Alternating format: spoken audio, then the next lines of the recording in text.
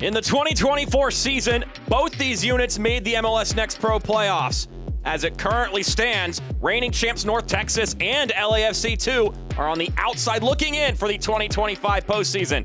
Tonight could go a long way in changing that. Welcome one and all to the show. My name is Mark Schoenster. Looking forward to getting this one started. The first meeting of the year between North Texas and LAFC 2 here, as we take a peek at the starting lineups. First off, for the home side, John Gall's unit in an aggressive 3-5-2.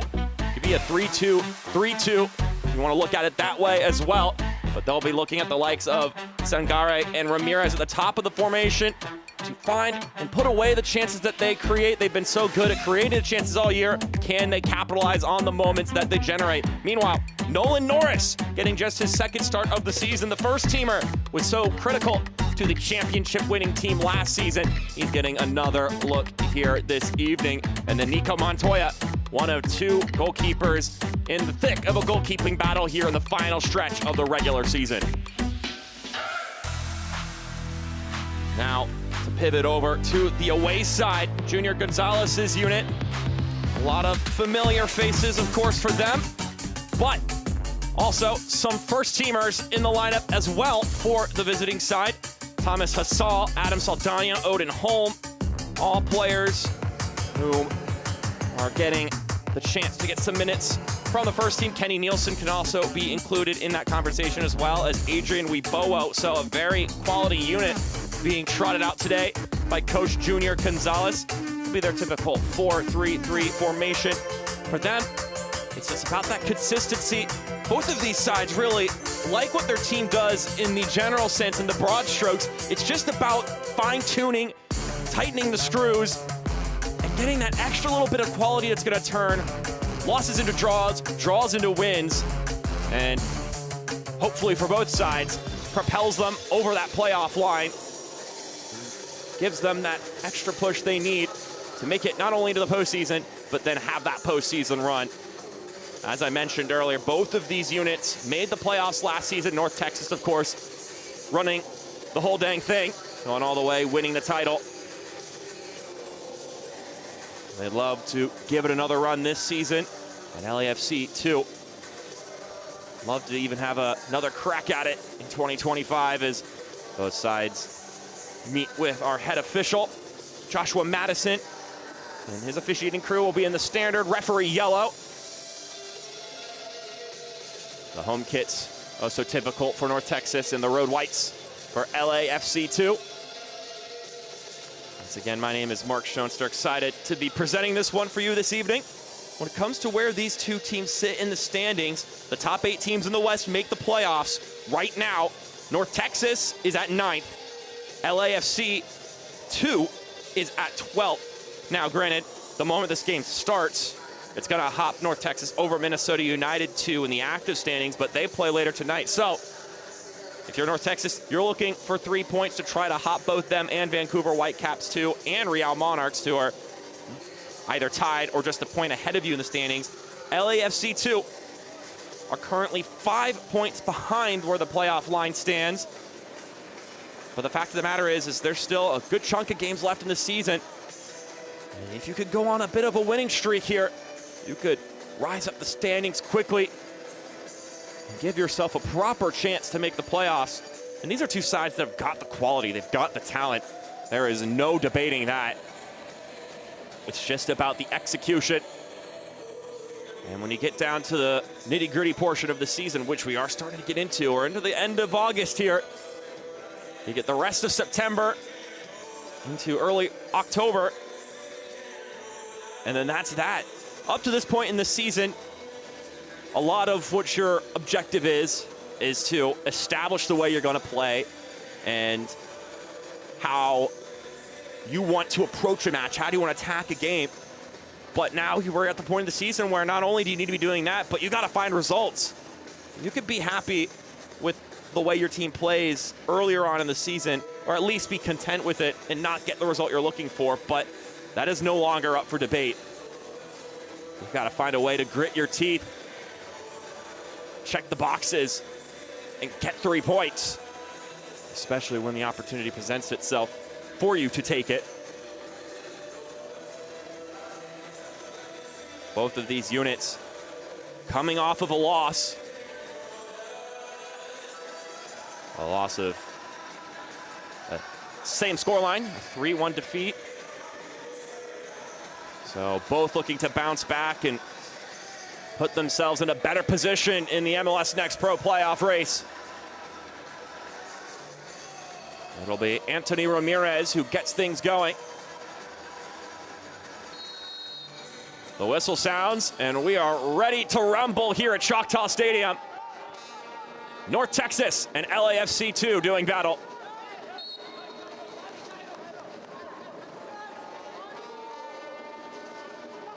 Appreciate you tuning in this Sunday evening to watch this fixture. All of these games so crucial at this point in the season, especially for the sides that are currently on the outside looking in when it comes to the playoff race. So what will these two sides do? We're watching on MLSNextPro.com's web stream.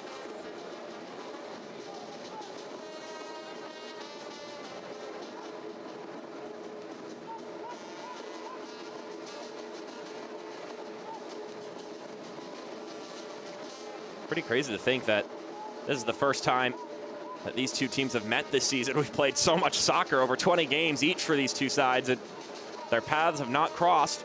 They play today, and then they play October 5th, which is the fated final day of the regular season.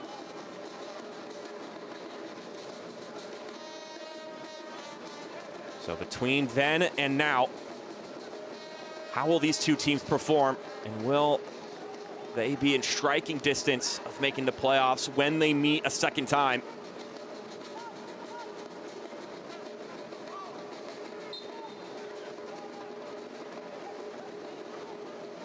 That game will take place over on the West Coast. So home and home between these two sides this year. Talking about bouncing back, first off for North Texas, having been bested by St. Louis, a side that's really proven their worth throughout this season as perhaps the team to beat across MLS Next Pro. They're certainly the team to beat in the West. Lost that game 3-1. And John Gaw telling me that although, of course, they lost that game, the great thing they could take away from that match is that they learned they're right there. Things getting a bit hairy here for a moment as Nico Montoya came well off his line to intervene, and he didn't fully clear it away, but the job is done for North Texas.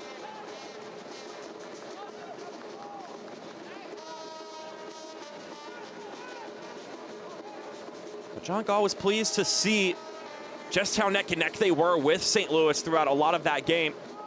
And he said, hey, we've got a really young team, so the future's bright if we could compete with an experienced, dynamic St. Louis side. LAFC on the prowl. Holm lays it out to his left, and the skipping shot, lacking some venom, saved by Nico Montoya. Tommy Mihalik with the first opportunity in this game. There's a lot of moments in their last game where they got shots inside the 18, and for one reason or another, they just couldn't convert at the rate they needed to. They also lost 3-1. That was against Vancouver Whitecaps too. Just a nightmarish first 30 minutes in that game, conceding 3 goals. Ramirez tries to roll it ahead.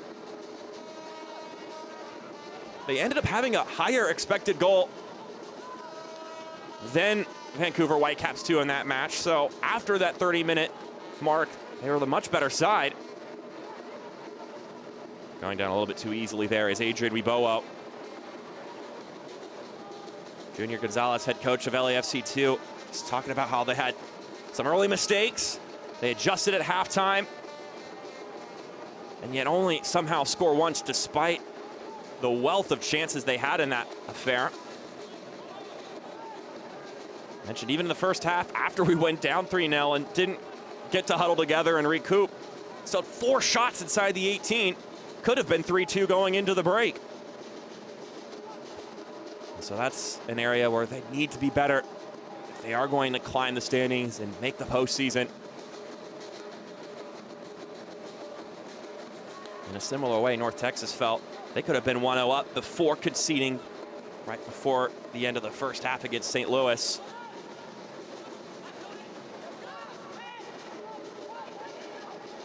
And they'll push forward here. Here's a dangerous man, Sam Sarver.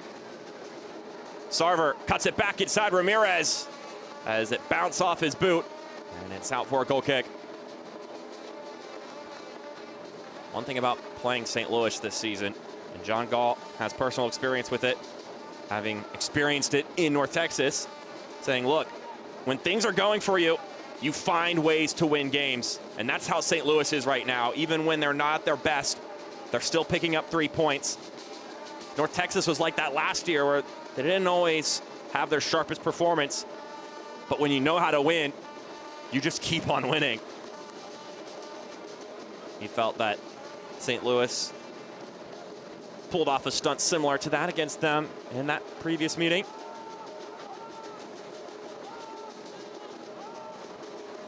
But you got to figure out how to win these games, and John Gall telling me you got to start the run now if you're either of these sides, but he's saying the league's playoffs are up for grabs, and he thinks that where they're currently lacking is from the goal line to the 18-yard line on both ends of the pitch. He really likes where they're at possession-wise, when they set up their mid-block, when they're pressing. All the structural things have been good. Just losing concentration in the key moments. And soccer is a game of moments.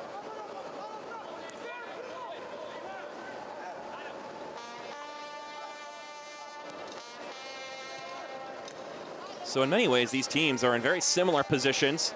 North Texas in a slightly more comfortable spot standings-wise, but I think both are fairly happy with the general performance of their team this season. They just need some more clinicality in the important moments.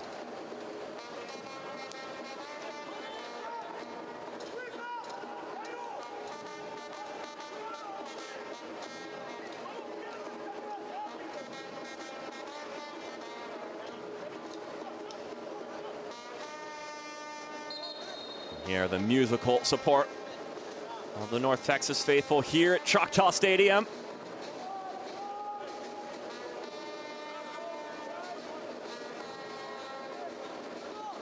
Got some incredibly talented players on the pitch here this evening. Some first-teamers on both sides, including, of course, the league's leading goal scorer, Sam Sarver,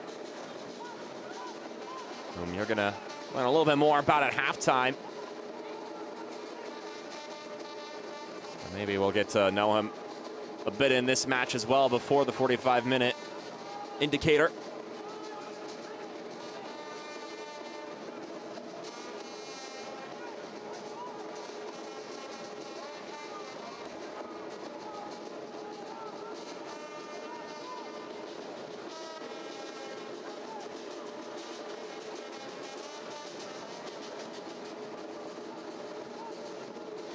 Just to go through the list here.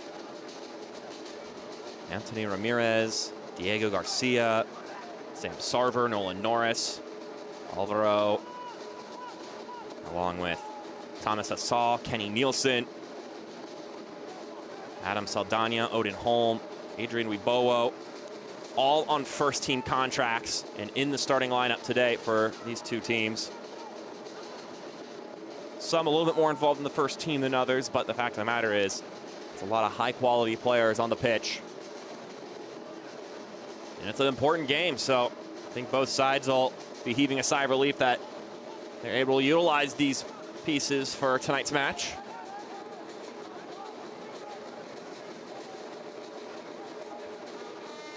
It's a quick turnaround for LAFC too, having lost to Vancouver just on Thursday. Got to quickly change gears and get ready for the road trip. They're not only traveling here to North Texas for the game today, but also the two MLS units meeting yesterday.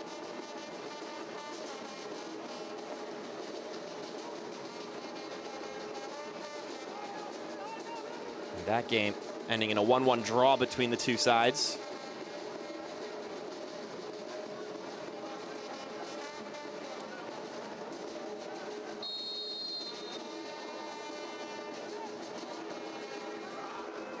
The new addition, Sun, scoring in that one, along with former North Texas product Logan Farrington. Mihajlik laying it off to his left. Squared ball across the middle. Dished away by Gavin Gall. Second effort, curling in, headed back across! Oh, it grazes wide!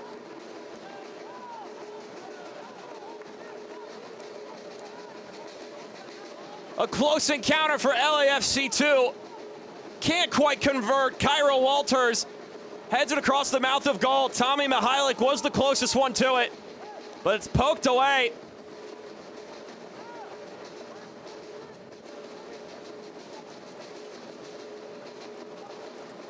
The visitors nearly striking first, but they'll get another look at it here from the corner flag.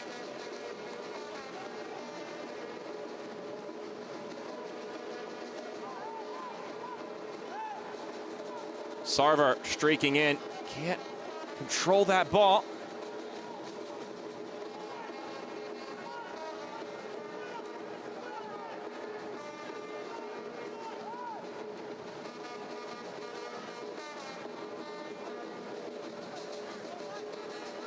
First big chance in this match.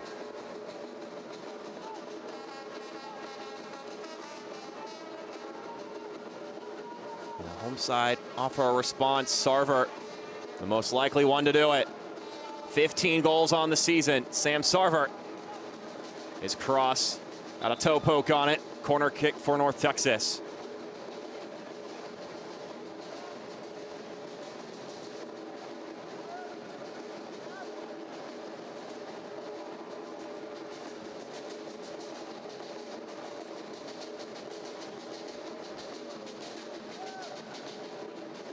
If you're LAFC 2, given you've had this quick turnaround, you definitely want to get off on the right foot. You wonder how the legs are going to feel at the 70-minute mark, at the 80-minute mark later in the game. So if you could get the lead early, would prove beneficial.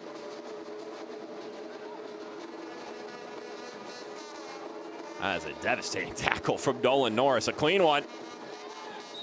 Well, there was some damage in the follow-through, and now a less clean challenge will give the ball back to LAFC 2.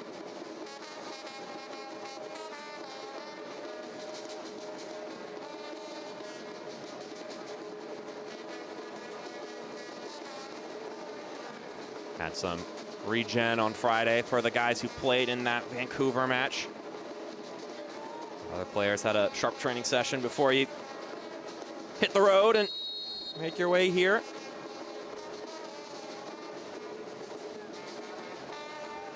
Such a tough stretch for LAFC 2.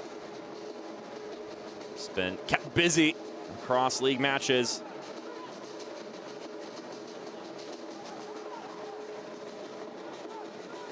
Mihajlik cutting inside, walled from getting any closer to goal.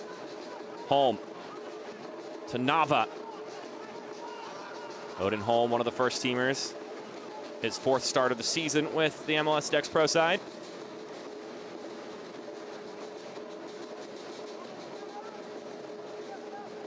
It's a lot of games in a short span of time for LAFC 2 as here's Mihajlik. Mihajlik keeps going. Tried to put it on a plate, but it wasn't close enough to another white jersey. Webowo lost his footing, but he's still on it. Eventually bested by Alvaro.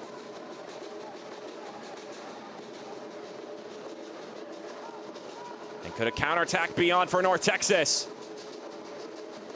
The ball played ahead, too far ahead of Sam Sarver. Here's a look at this run. Well done by Mihajlik. Breaks out the scissors for just a moment. Cuts through. Wanted to leave it for Webowo, but he was too far behind.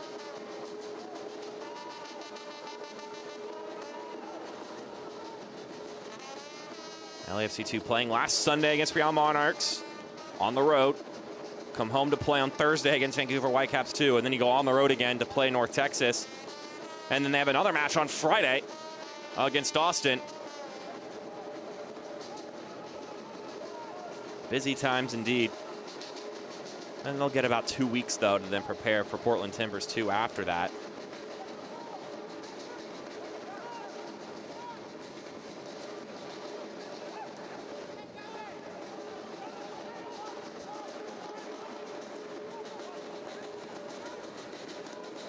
Mihailik rolls it up ahead.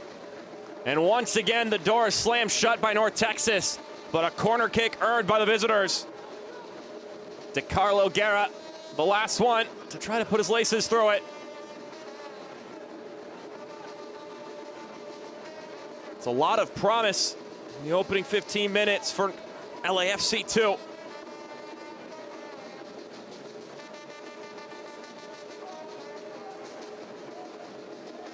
Now the question is, can they convert on the moments they're generating? Saldana's service, nodded away by Isol.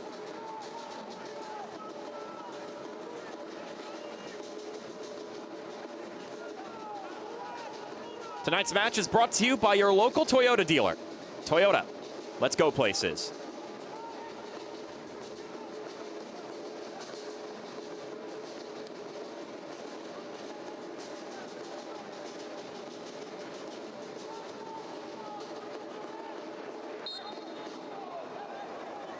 A lot of respect between these two clubs as a whistle is sounded by Joshua Madison.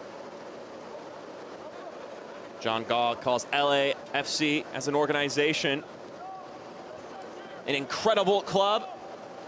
And as far as LAFC 2 is concerned, a ton of quality and talent on their squad. And he knows that they're going to be fighting hard in this game, trying to keep their postseason hopes alive. And we're seeing it so far early in this match as Cairo Walters rolls it to Rubowo. Mihailik once again lays it off nicely, squared back across. No one to receive it.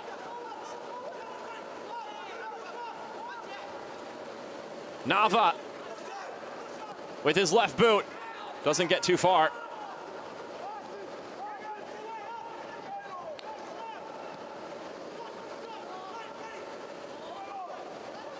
They are finding the windows to slip this ball through.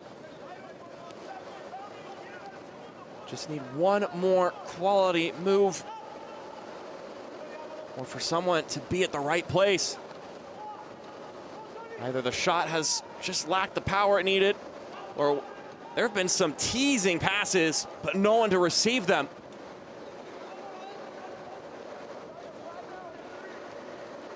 And if you're the player executing the pass, yes, that could be frustrating, but you've got to keep doing that. The onus is then on your teammates to make that run.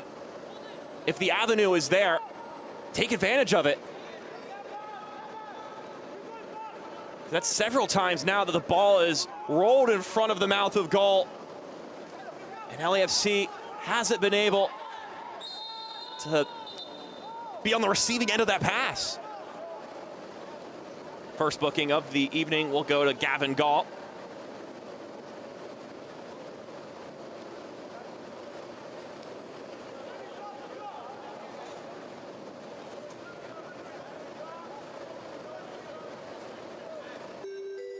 A lot of grabbing and jostling there from Gavin Gall. So he earns the first card in this evening's match.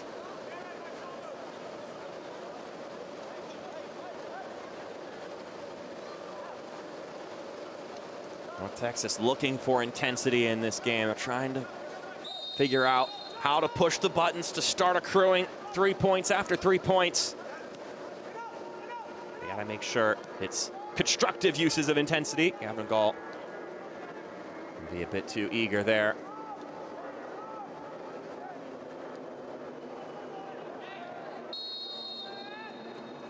Now Norris will be called for the foul, but he'll help his opposition up there, Odin Holm.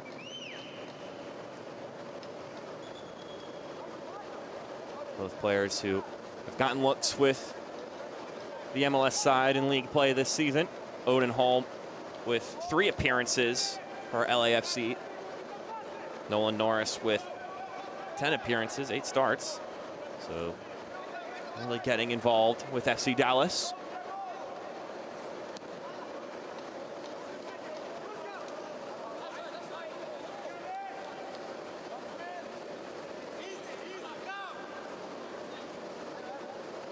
So here's the one point of concern for LAFC 2, because up to this point in the game, it has certainly been positive for the visitors.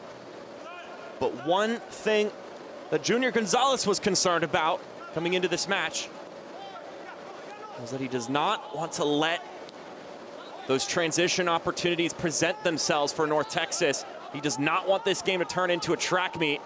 And there have been some moments where they've been able to stretch the pitch. They haven't done anything with it yet, but if you keep giving them those opportunities, they'll make do with it. Esol with some pressure wins the ball back. Chipped ahead for Sarver, but it's knocked out of play before any danger could brew. Skylar Kaplan, a relatively new addition, providing the clearance. That was the first thing that Junior Gonzalez told me about North Texas. He said, we can't be turning the ball over against these guys. He's very impressed with the talent on their team. Of course, Sam Sarver jumps off the page before we even watch the tape just by looking at his stat sheet.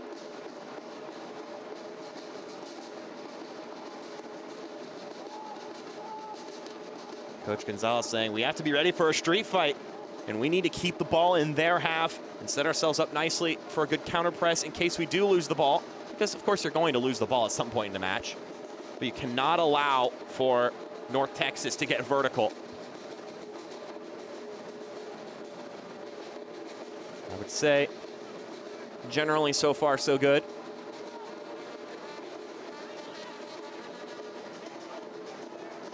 Ramirez rolling it up ahead. Torquato finds Ramirez again. Anthony Ramirez dispossessed. Walled off by Kenny Nielsen. Another turnover gives the ball back. Esol has it. That's the second time he's turned into a ball hawk in the recent moments.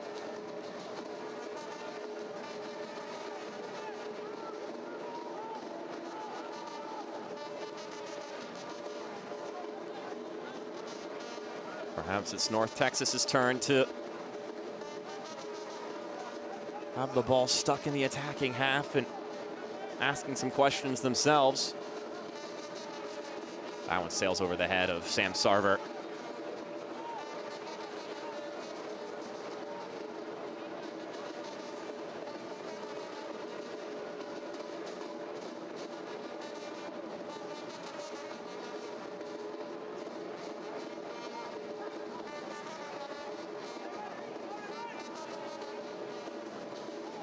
Wibowo.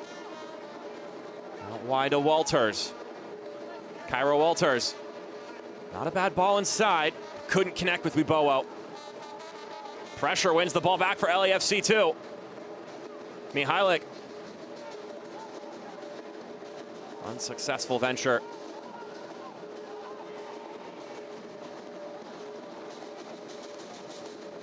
Nice ball to Walters. He'll have another crack at the cross. Offside flag goes up. Well, actually, we're going to get a booking. Mo Cisse getting a yellow card. So that's 2 of the 3 center backs in this game for North Texas that are on yellows now.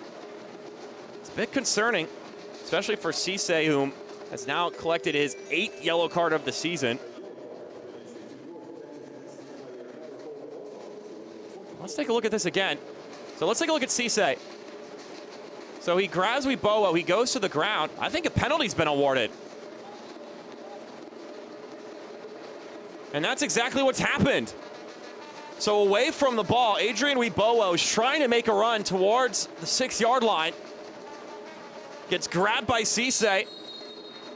And this is an opportunity for LAFC 2 to take the lead. DeCarlo Guerra steps to the plate and scores. A hard-fought first 25 minutes, and LAFC2 reaped the reward.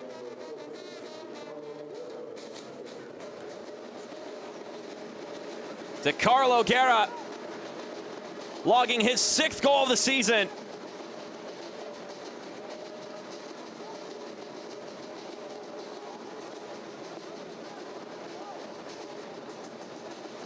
And what has been a positive start to this game for LAFC2, they now have the scoreline to back it. Didn't come from open play, but that won't matter when you look at the scoreline.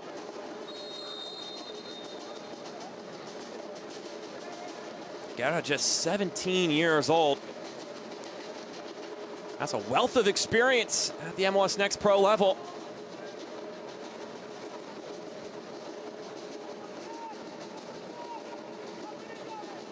Sarver on the other end. Has it knocked away.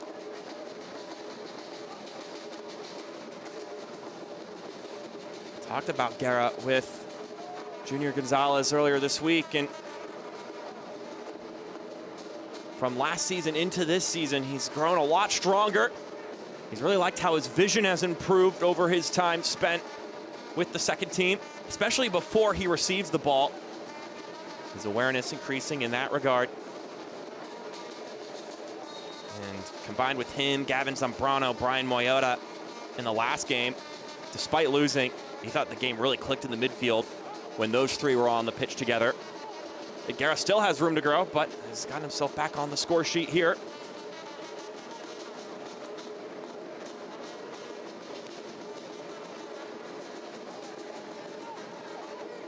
Wibowo playing it back to Nava.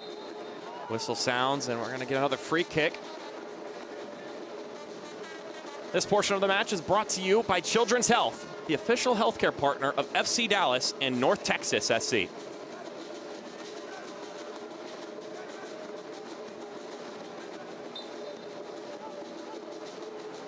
Guerra, the goal scorer, playing behind him for Kaplan.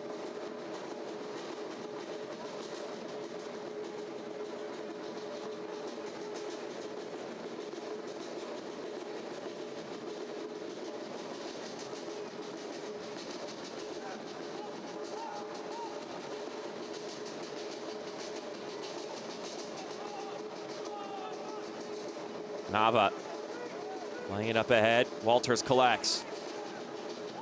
Rolls it wide. Mihailik. Good find to Walters. Cairo Walters couldn't progress forward. Wheels around back to Nava.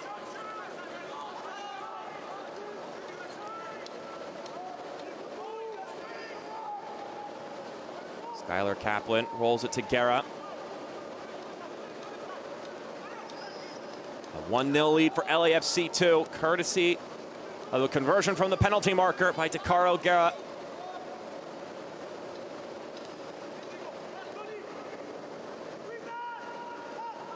And like I mentioned, before the penalty kick, 2 of the 3 center backs for North Texas on a yellow card now. Certainly concern on that front. Walters has been finding himself open on this right-hand side. Wibowo stepping in. Good challenge from Norris.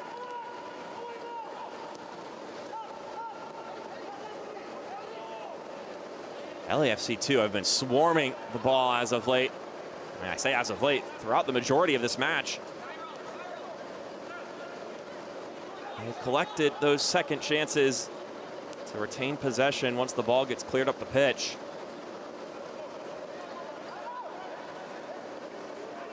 Don't appear to be content with just a 1-goal lead. And why should they be? There's Nico Montoya on the ball. And a bit of a goalkeeper battle with JT Harms. Years past, North Texas has had a pretty solid goalkeeper one throughout the season. Of course, last year, Michael Collodi was fantastic in that spot. Right now, he's locked up with the first team. But he set a high bar for North Texas goalkeepers for this year and years to come. John Gall saying he was easily the best goalkeeper last year in MLS Next Pro, and he was also one of the best leaders in the league in general.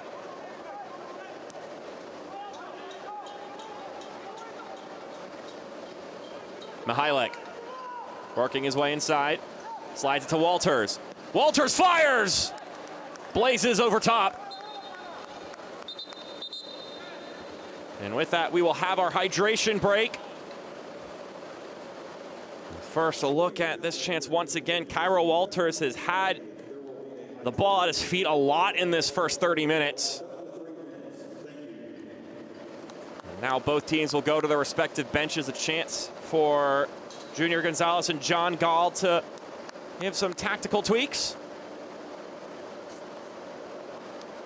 So far, LAFC with the better of the matches. We'll take a look at that penalty once again. Look at the top of the 18.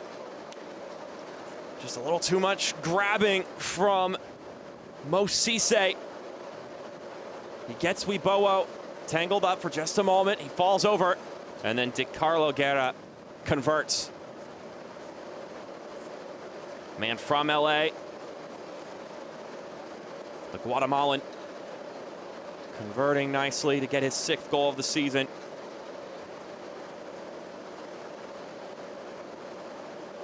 Pretty hot day in Arlington, Texas. In the 90s. Sets off the bulb, which means that a first half hydration break is required. We'll see if that's the case in the second half as well. Of course, they measure that at halftime, the officiating crew.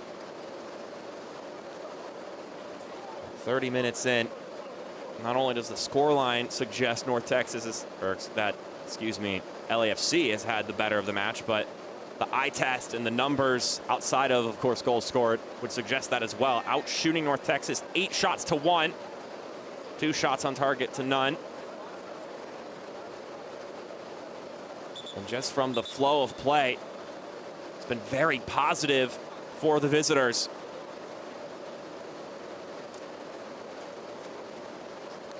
Still another 15 minutes, though, left here in this first half, so tides can change before the halftime whistle.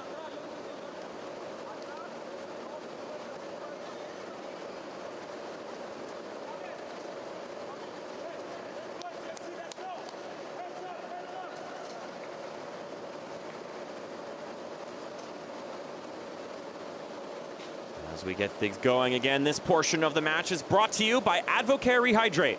Hydration for today, tomorrow, every day. Fitting time to acknowledge that as we return from our hydration break.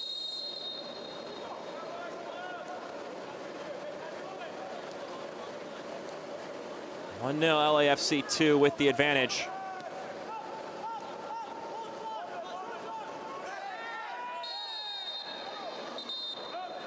And a booking incoming, the first for LAFC 2. Kenny Nielsen, his 2nd yellow card of the season after he was held off by Fasu Sangare.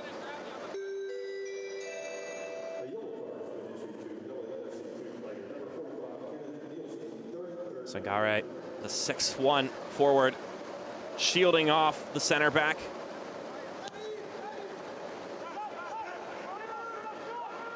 And all the captain could do was bring him down and ultimately put himself into the books.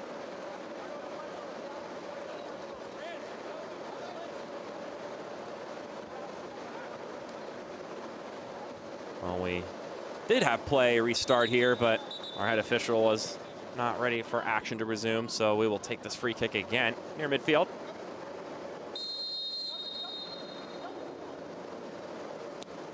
And they'll do the same thing they did with the first restart. Search for Sarver. Sarver trying to cut towards the byline. And the pass disrupted. Will stay with North Texas.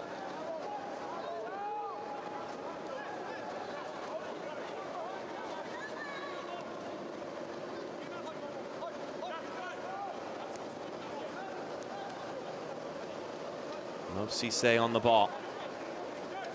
To Norris.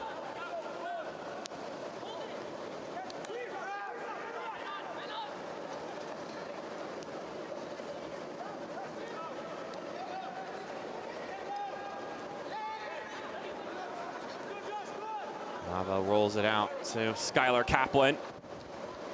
Joined the club about a month ago at this point.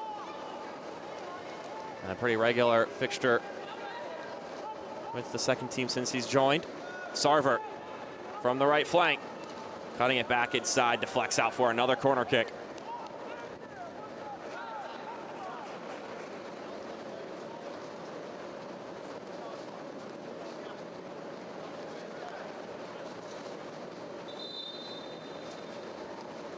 Down on the ground right now, Adam Saldana.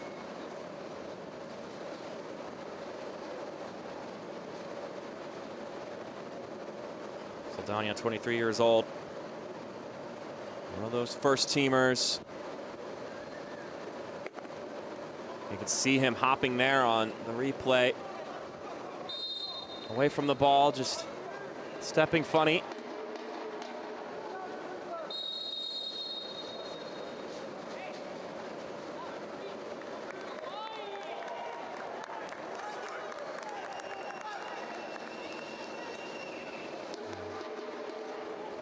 Well, we have a pretty crucial update for you here. During that span of time, Mo Cisse, who is already on a yellow card, has been given a second yellow.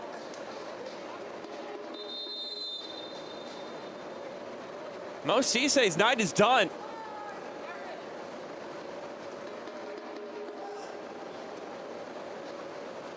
The 20-year-old turns 21 tomorrow.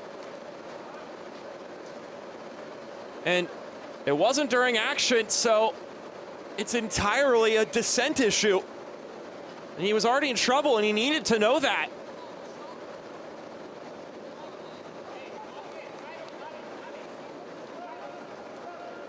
Oh my goodness.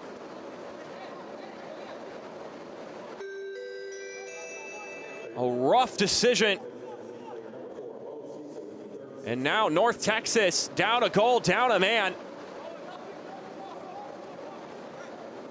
Currently just have two center backs out there. Of course, Nolan Norris could more than likely slide back into that position, but that still puts you in a bad spot. Sarver swings it in.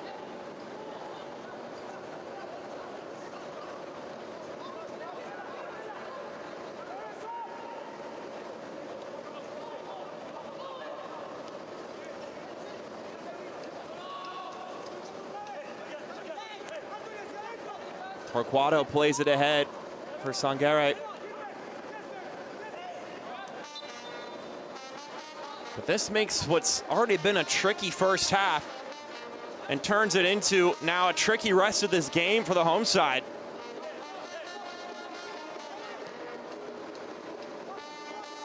Seemingly an entirely avoidable situation. Sarver couldn't get by Kaplan.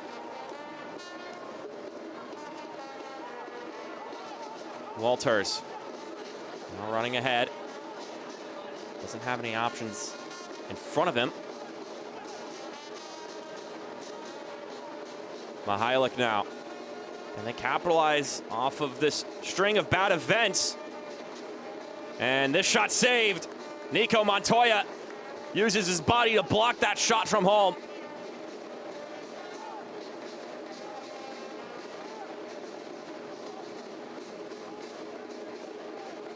Odin Holm looking to double the lead. Seems to go off the chest of Nico Montoya. Another corner kick for LAFC too. You get the goal to take the lead. Now you're up a man. If you could get a second goal here, that would really twist the dagger. Nava winds up to shoot! And it's a beeline to the bottom left corner! Sebastian Nava lasers it so tidily.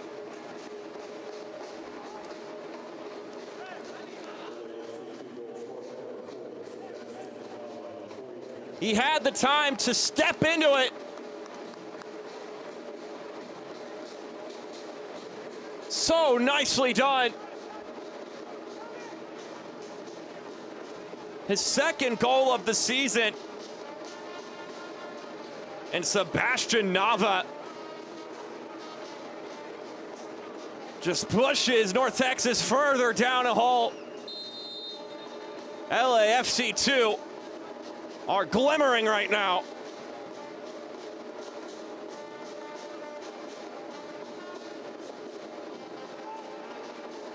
What a strike and what a half.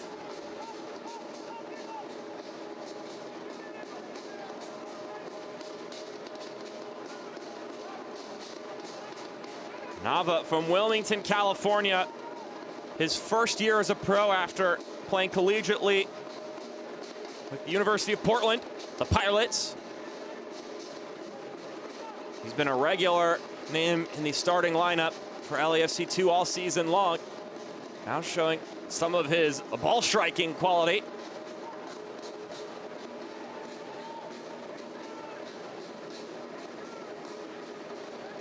It's going to go in as an assist as well for Odin Holm, and it's going to be one of the easier assists that he'll ever pick up. Just passing it back nonchalantly and then let Nava fire a rocket.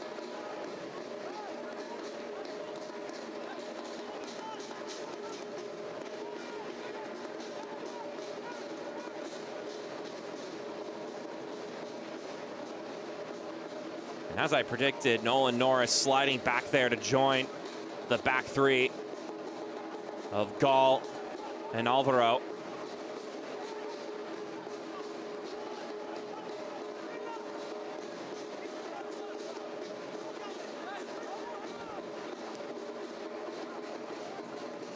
So a penalty converted by DeCarlo Guerra in the 25th minute. A second yellow issued 10 minutes later to Mo Cisse. And just a couple minutes after that, LAFC 2 double their advantage. Up a man. They needed a big result at some point in time, and this may be the game that they find it. Still a lot of game to be played, but certainly in a very comfortable position.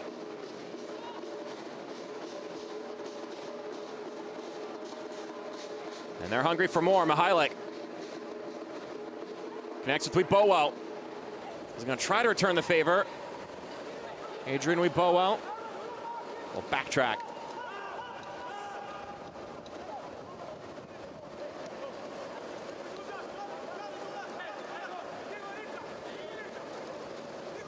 Nava rolls it ahead for Holm. Still Odin Holm. Good cutback pass. Guerra leaves it. Mihailik wide of the target. It is clicking right now for LAFC 2. I don't think they want this first half to end.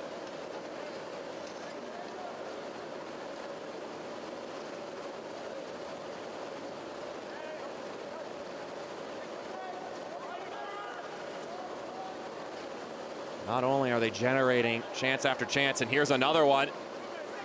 Mihailik with a pirouette. Lays it back. Saldana can't go forward, so he'll connect with Eric Diaz.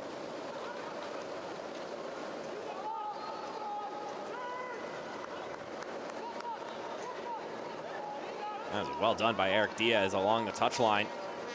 Dancing by Sangare.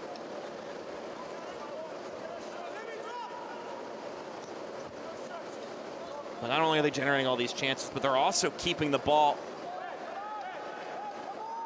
which is, of course, helping them defensively, of course. Junior Gonzalez knowing that being a younger, smaller side, LAFC 2 that is, a lot of teams have opted to try to get more physical with them, but if you can keep the ball continually moving around, you can avoid that predicament, and you also avoid having to put your defenders into 1v1 situations, which they have struggled with as of late, but they haven't been called to do that as much in this game because they're too busy knocking on the door all the time.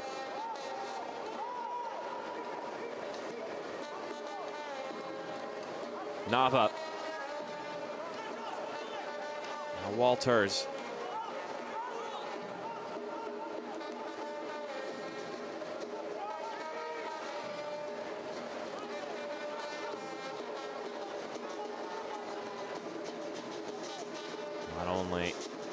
Do they get to keep creating chance after chance? Also, and this is accelerated with North Texas being down a man, but you're constantly making the home side chase after the ball. As we see 3 minutes of stoppage time added on to this first half, a half that has been overwhelmingly positive for the visitors. Walters whips it across. Sarver chests it down pretty precariously. Kaplan, another service inside. And Norris's clearance bends the wrong direction. A corner kick for LAFC 2.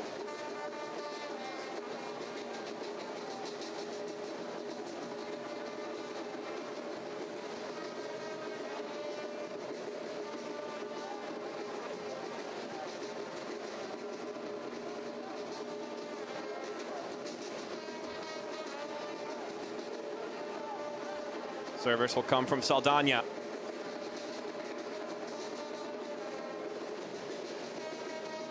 Trickles through to Walters.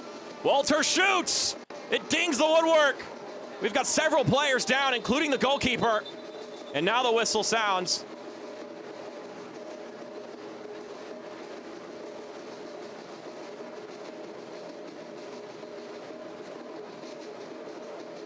So a collision between Nico Montoya and I believe Eric Diaz.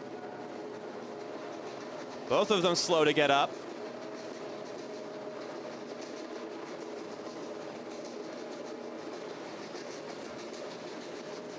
Diaz, the 19-year-old Panamanian center back, up and walking once again. And then Nico Montoya, the 18-year-old Colombian goalkeeper, now being assessed.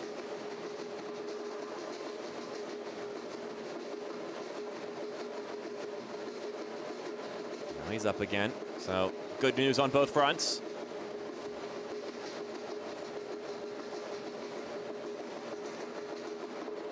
Nico Montoya absorbing and learning the traits that made Michael Collodi so good last year, both, of course, the goalkeeping and the leadership. He's up against JT Harms, a little bit older, has that college experience at a great program, Indiana. Both of them vying for that #1 goalkeeper spot. So far, it's just been a committee between the two of them and the occasional Michael Collodi and others. But now they really want to find that #1 goalkeeper for this final run going into the postseason. And between Harms and Montoya, there isn't an edge as of right now. They both have the opportunity to take it for themselves.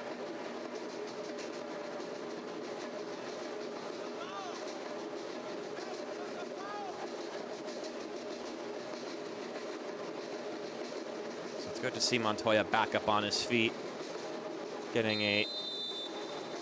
would not want for him to lose his opportunity to demonstrate his worth due to something like injury.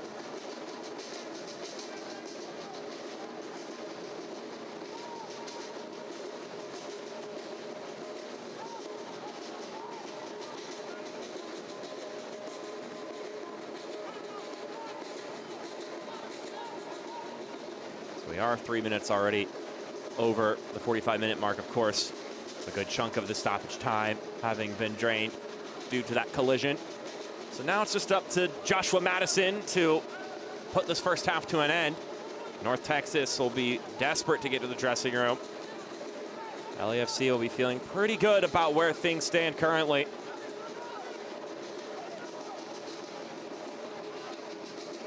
Sangare took a shove and a free kick incoming. Maybe the last action of the half.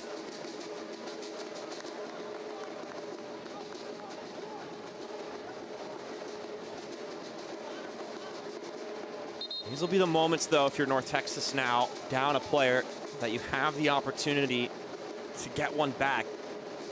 Proper execution on a set piece could be the avenue to scoring.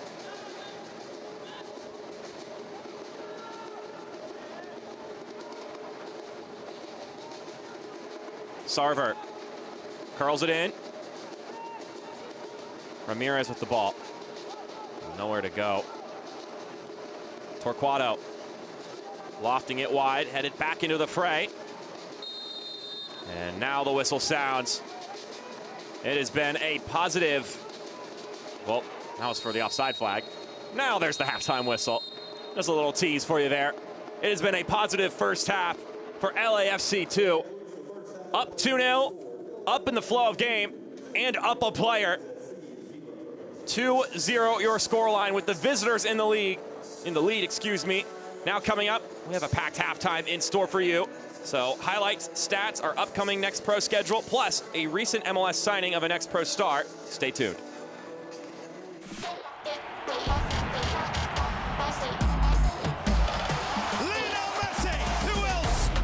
The youngest MLS debutant, Kevin Sullivan. Luna. Yes!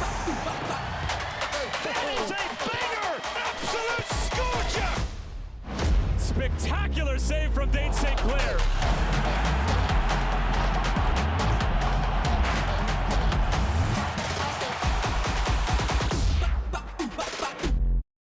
Action.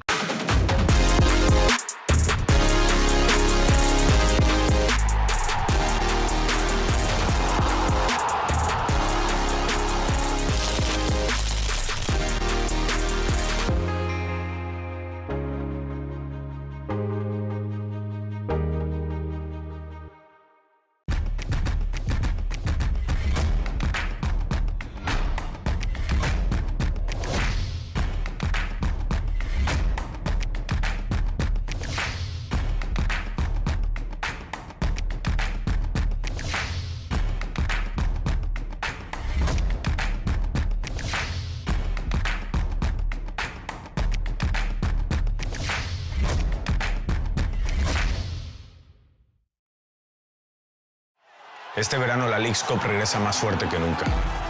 Comenzamos con 36 clubes. En la primera fase, cada equipo jugará contra 3 equipos de la liga rival para determinar su posición en la fase de eliminación directa. The 4 top-seeded clubs from each league will move on, ensuring interleague matchups all the way through the quarterfinals. 3 naciones, 2 ligas y un solo campeón. En Leagues Cup 2025, it's dominance on the line.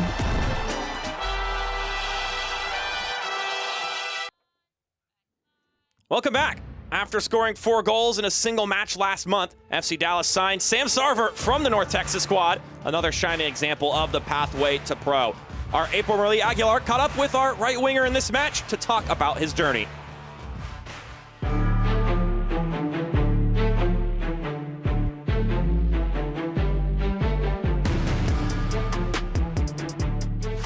Welcome back to another episode of Player Profile. I'm April Marie Aguilar.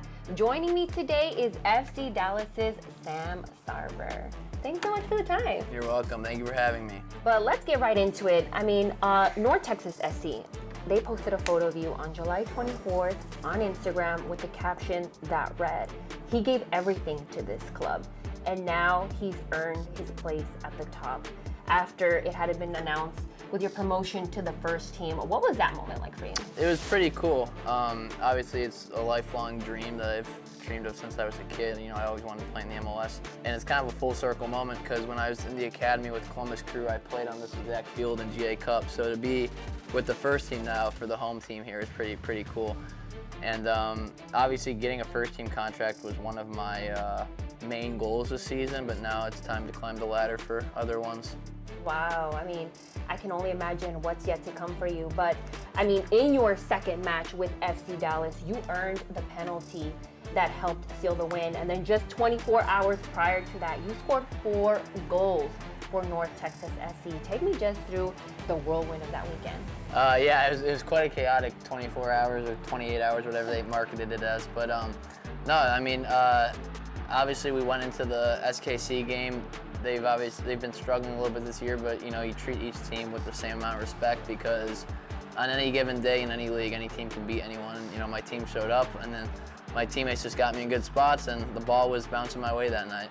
And I mean, even just the energy and the passion that you showcased during that match, it's quickly made you a fan favorite. How important is that fan support? I mean, we were just talking about you giving away your jerseys to the fans. Oh yeah, for sure. I think I'm a firm believer in the 12th man. I love fans. I mean, I think any athlete would want to play in a stadium full of fans compared to not to.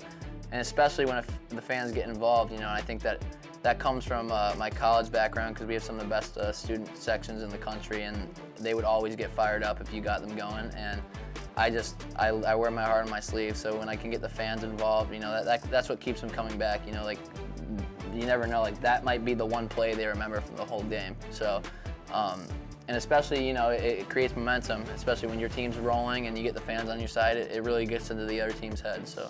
Did you ever have one of those encounters? I mean, coming up the ranks and meeting some of the players that you looked up to?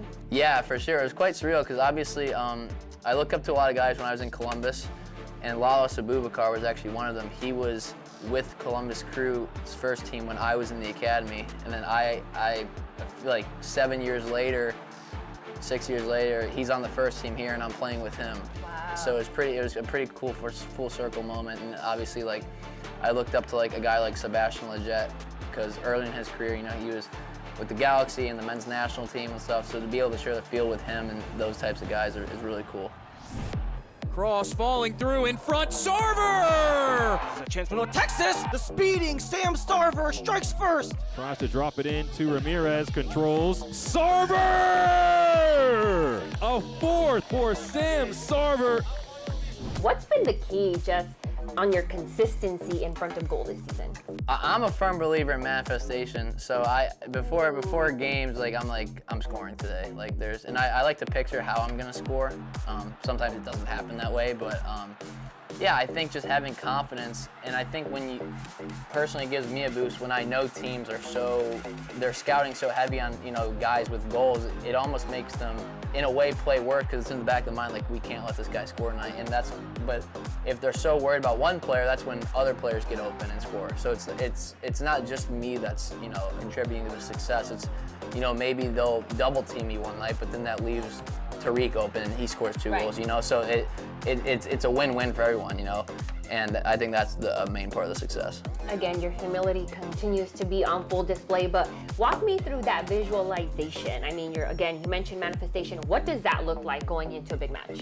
I always walk on the field before the game. It's something I do. I pray before the game, and then I like to picture if I get a penalty, I like to picture where I'm going to place it. Funny enough, I blew a penalty over the bar the other week. I didn't manifest that, but I like to picture things like that, or, you know, like maybe a 1-2 with a teammate, and what corner I put it into, just stuff like that. And I think every soccer player listening to this they know exactly what I'm talking about. Like, sometimes you just picture a certain goal you're gonna score, even if it doesn't happen, you picture it happening like that.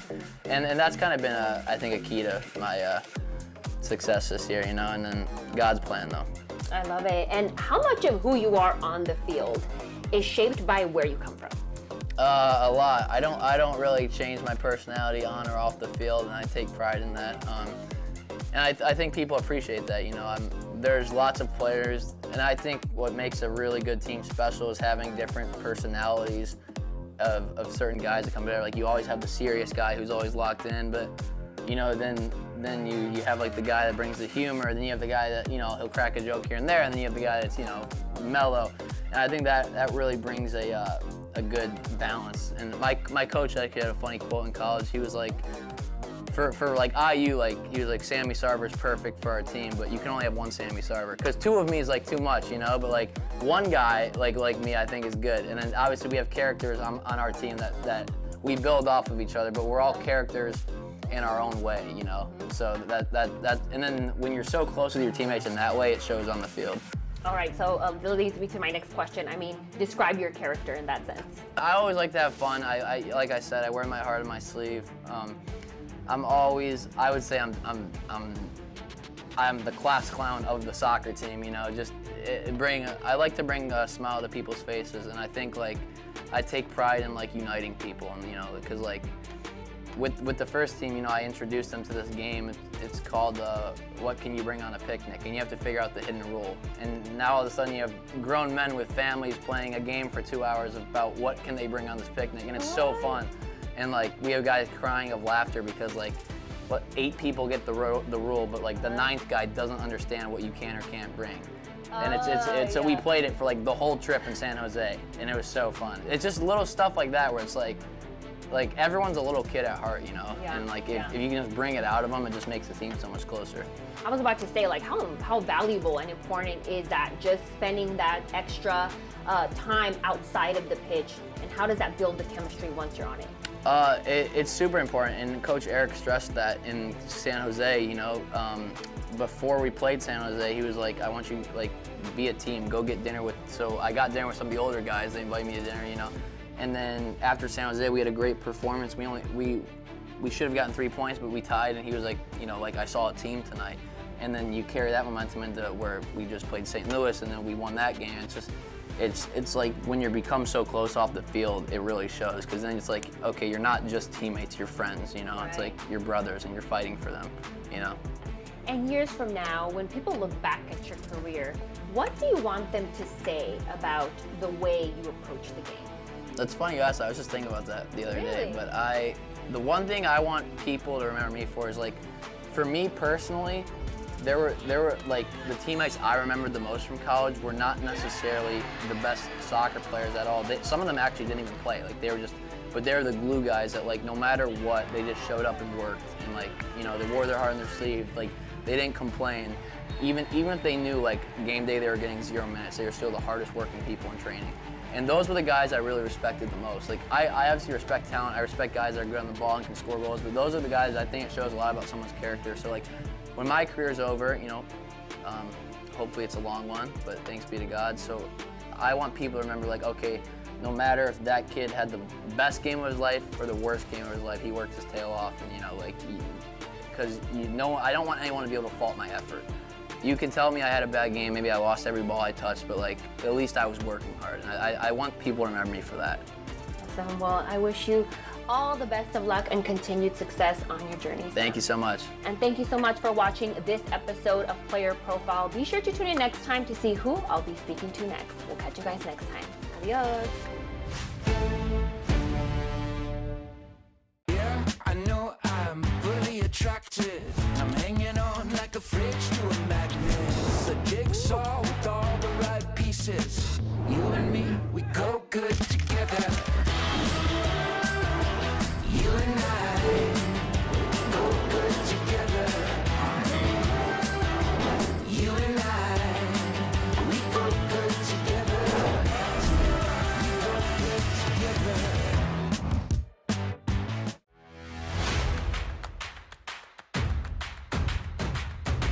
Should be a fun season of MLS Next Pro.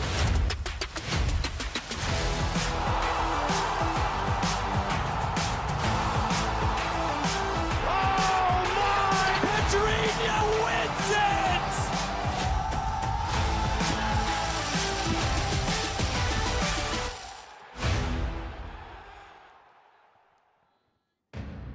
Welcome back to Choctaw Stadium. 2-0 and 1 man up for Los Angeles Football Club 2.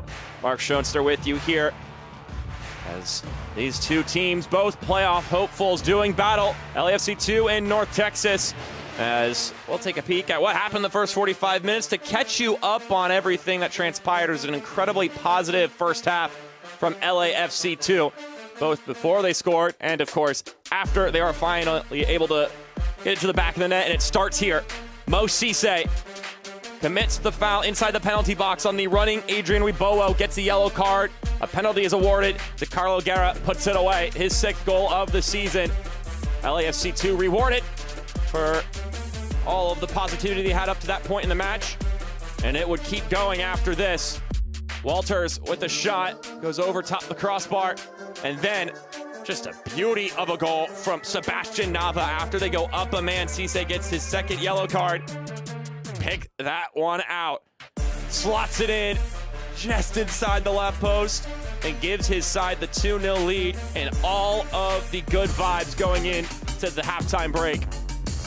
Here are your numbers after the first 45 minutes. Incredibly lopsided in favor of LAFC 2. And of course, the big stat as well that is not included here, of course, 11 men versus 10 men for the rest of this game, of course, barring any other ejections. So, LAFC not only comfortably up 2 goals, but also comfortable in their position in the flow of the game as we take a peek at what's coming up after this. On Wednesday, we get action going again in MLS Next Pro, and then LAFC 2. They can carry whatever momentum they get into this game into that match against Austin. Perhaps the run is brewing for this side, but we still have a lot of footballing to happen here, and we know how this league can get pretty hectic at times. And now some adjustments will be made. You see Caleb Swan subbing on for Fasu Sangare. So at least one personnel change for John Gall's unit. And adjustments, of course, very needed. Your approach has to change rather drastically with the dismissal of Mo Cisse. Nolan Norris still out there, was playing in one of those defensive midfield spots, but he is a defender, so just slots back in there into that spot along the back three with Gavin, Gall, and Alvaro.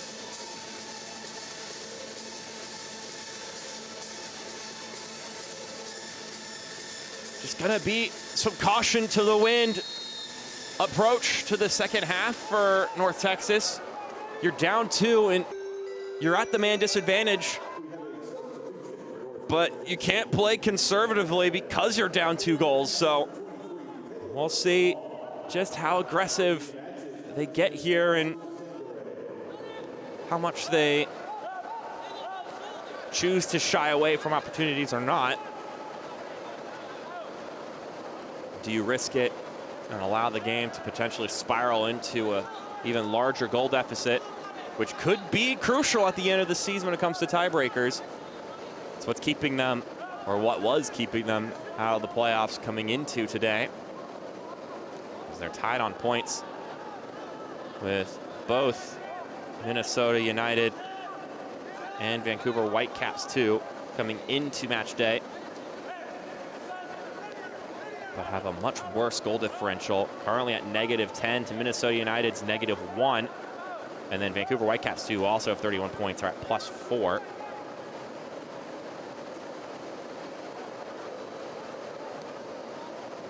As the standings currently hold, LAFC 2 jump up to right behind North Texas at 29 points, should this result hold.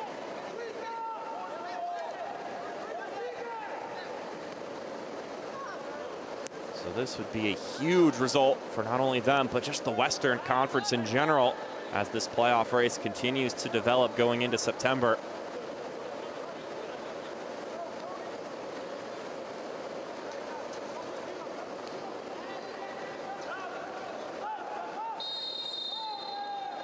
Got the playoff race intensifying, and also just soccer spirit in general lifting up as of late with the start of the likes of the Premier League, La Liga, and the rest of Europe getting going.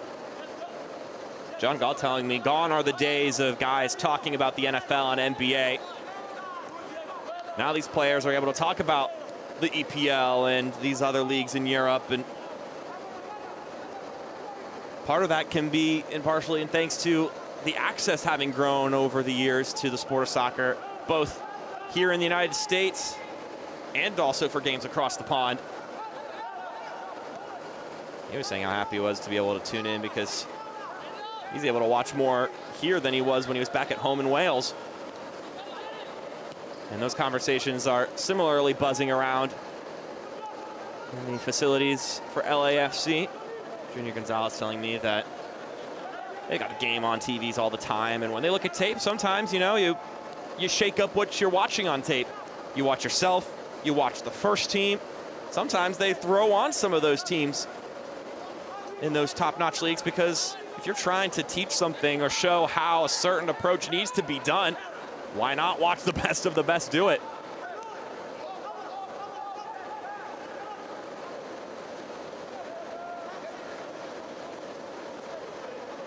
So just all around, just soccer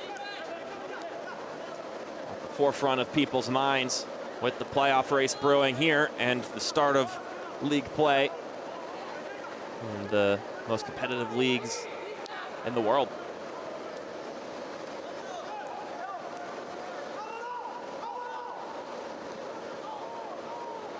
Montoya distributes it to the left-hand side. Torquato shrugging off Nava, one of the 2 goal scorers for LAFC2. Here's Swan, rolling it up ahead for Sarver, but getting there just in time. Thomas Hasal, but he's caught off his line. That ball well off target. An opportunity for North Texas to get one back. Hasal sliding in. Just not hit cleanly. The chance was there. I believe Caleb Swan was the one who had the window.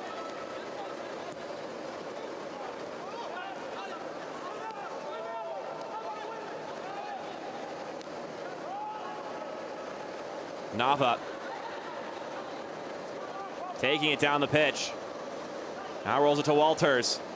Cairo Walters still on his feet. Parried away shot, second effort. Not on target. Both sides. As Kaplan rolls it down the pitch, rolls it out to Tommy Mihalik. Mihalik couldn't keep it in bounds, but it's tapped out of play by Mihalik, so it will be a goal kick. Junior Gonzalez telling me when you get first teamers coming down to the second team, you hope for that continuity. Luckily, at least on the LAFC 2 side of things, the guys playing today have all played with the second team at other times this season, so they don't have to be worried too much about acclimation and understanding of each other. Doesn't foresee it being too difficult. Thomas Hasal, Odin Holm, Adam Saldana, Kenny Nielsen, Wibowo. These are all players who have at times played with the second team this year. It's a similar scenario on the other side for North Texas with their first teamers. Really, the only exception to that is Nolan Norris, who is just getting his second look of the season, but he has a ton of experience in years past playing for North Texas, including playing every single playoff minute last year in their championship run. So even he doesn't really fall into the concern of unfamiliarity. Torquato with the cross to Sarver. He got onto it, but it's not too deadly a header to save for Thomas Hasal. And some decent chances in transition for North Texas in the second half. Certainly no mailing in taking place by the home side.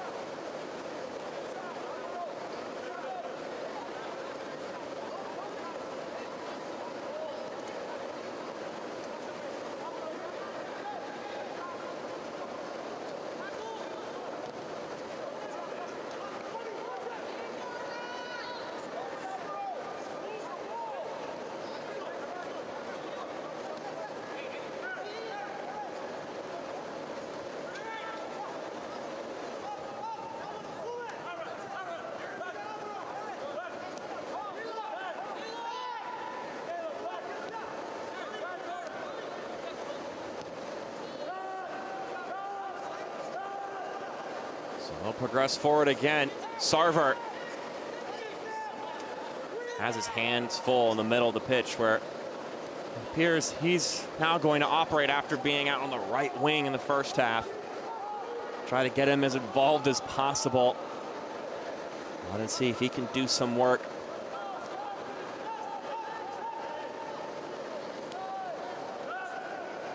They're gonna need some individual moments of excellence to get back into this game.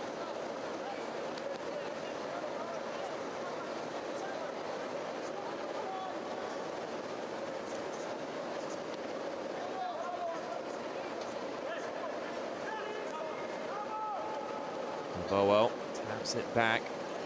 Saldana doing well to handle the aggression.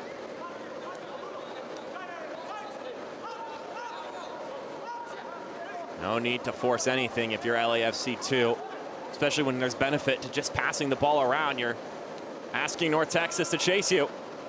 Mihalik makes the run. Tapped away for a corner kick.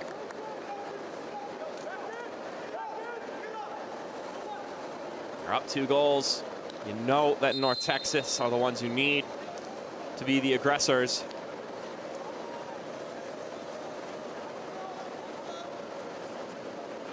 Carlo Guerra, the first goal scorer in this game, converting from the penalty spot, will sub out. And the academy kid, Gavin Zambrano, will step in. Scored his first professional goal last time out against Vancouver Whitecaps too.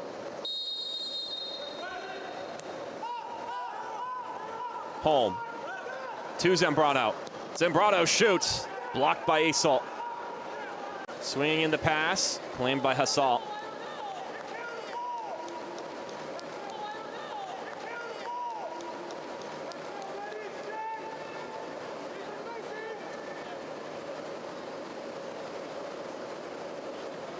Tonight's match is brought to you by your local Toyota dealer.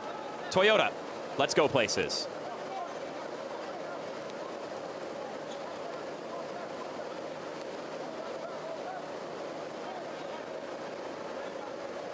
Well, the story of this game can fall into some of the broad strokes John Gall was telling me about the side this season.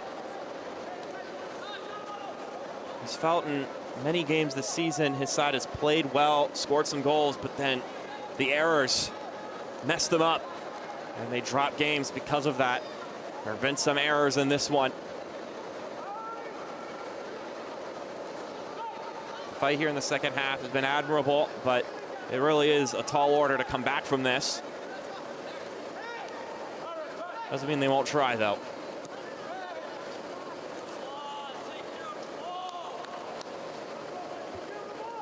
Not a good combination there from Sarver. Diego Garcia definitely offside, even if that pass connects.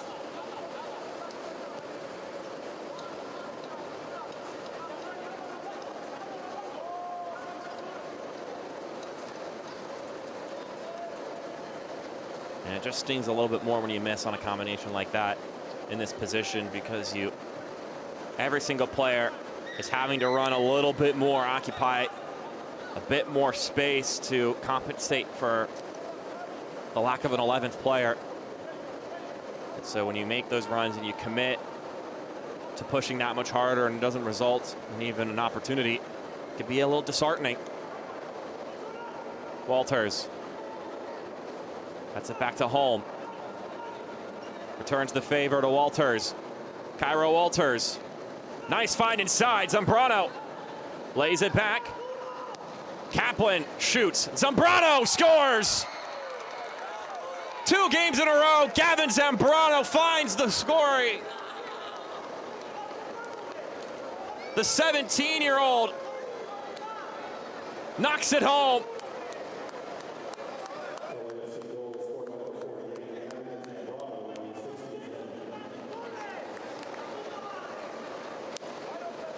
Kaplan gives it a go. Falls to his lap, and he puts it away so nicely. Gavin Zambrano, the academy kid, celebrates on the sideline. It's another example of just how good this LAFC academy program has been. They have generated so much talent throughout the years, and they continue to do so. With the likes of Zambrano coming in this year, getting the opportunity to play with the second team on the academy contract. A lot of kudos could go around in the academy program. Junior Gonzalez talked about watching the U18s play the other day against Sacramento Republic's U18s and was really impressed. We've got a new academy director in Tony Hernandez, who stepped in July.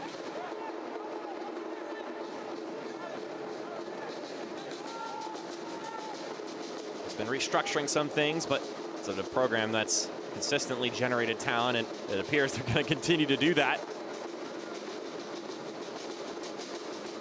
Junior Gonzalez had nothing but good things to say about the academy system feeding up to the second team.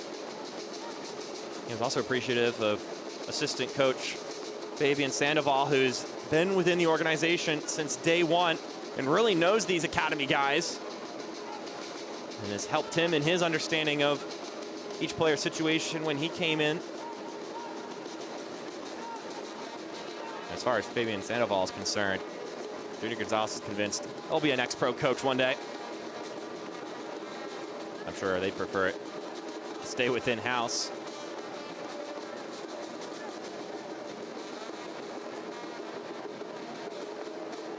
That's two guys on the academy team making that play happen there on that previous goal. Skylar Kaplan with the first shot. And then Zambrano picking up the pieces.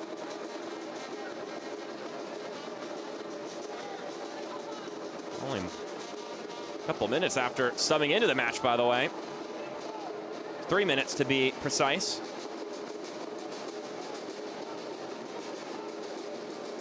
Holm slips it through, and Weboa was offside.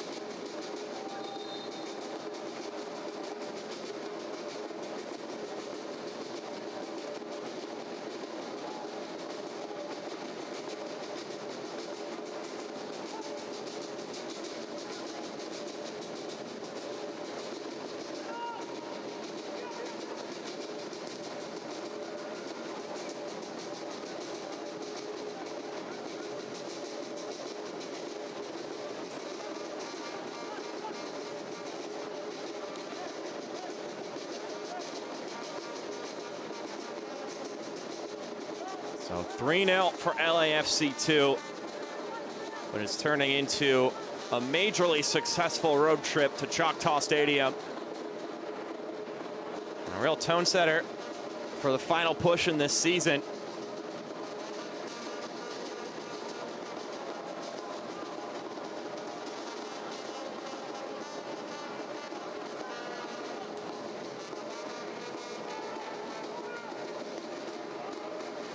Nava plays it inside. Weboa shoots wide of the target.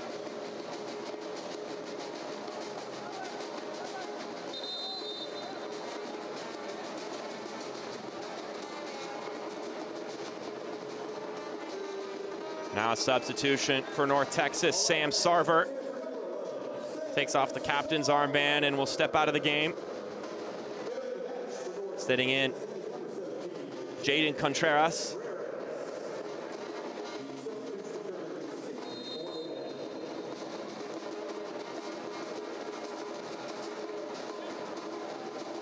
This portion of the match is brought to you by UT Southwestern Medical Center, the #1 hospital in Dallas-Fort Worth.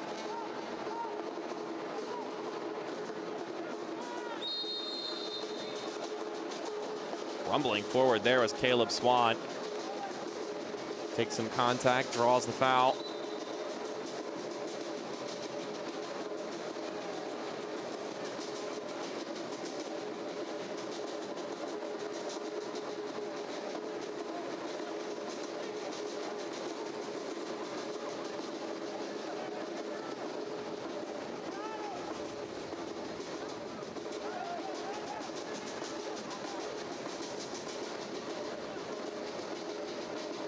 Loose passing along the back line.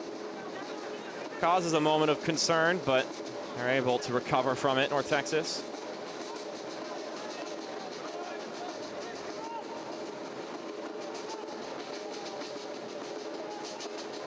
Holm. With a twirl. Pushes it ahead. Now Kaplan will pick it up.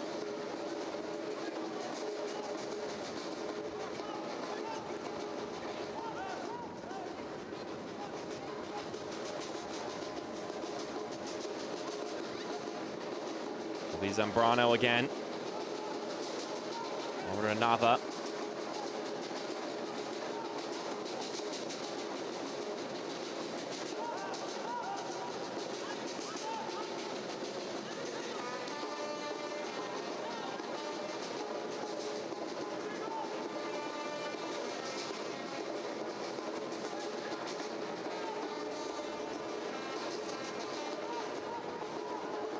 Contreras, the substitute.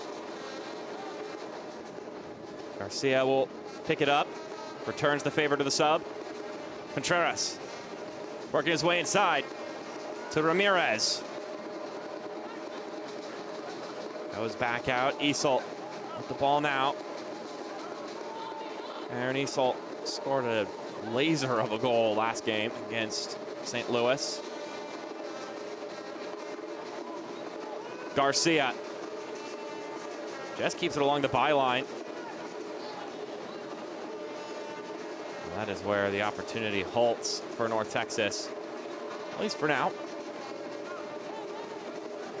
Yeah, Isol demonstrating that he's got some juice to shoot with. It was a blazing shot in that game against St. Louis, and they've worked a lot on that. John Gall telling me that he has the ability to push forward and attack those spaces.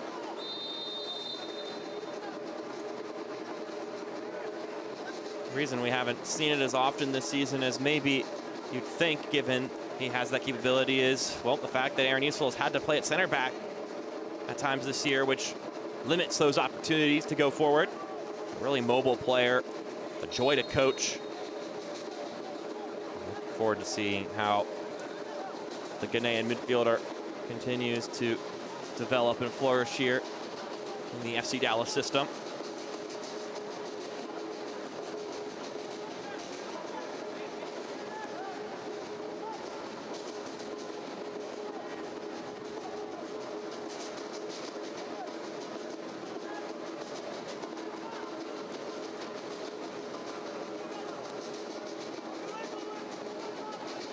Mihajlik rolls it to Zambrano.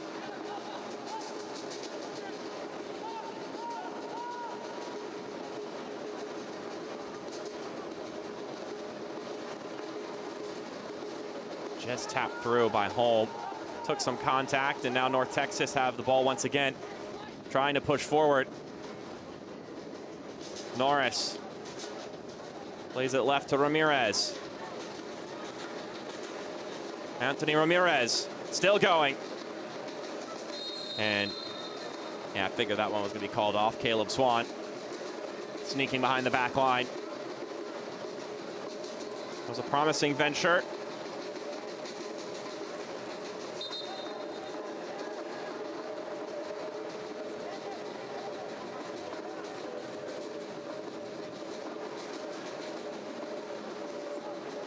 You're tuned in to this MLS Next Pro match between LAFC 2 and North Texas. As you can see by the scoreline, it has been a rather lopsided affair.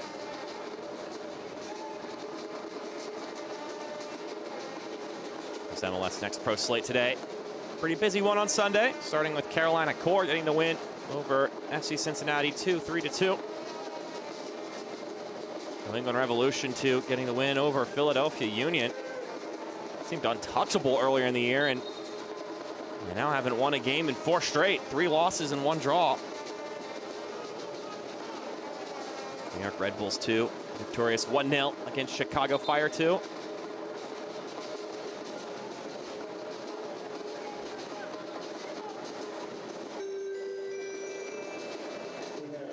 So we're gonna get 3 changes for LAFC 2. Some more quality players subbing into the match. Tommy Mihajlik out, Matthew Evans in, Brian Moyato in for Adam Saldana. And then lastly, first teamer, Odin Holm, excuse me, for first teamer Jude Terry, the youngster. Well, get about 20 minutes to play here at Choctaw Stadium.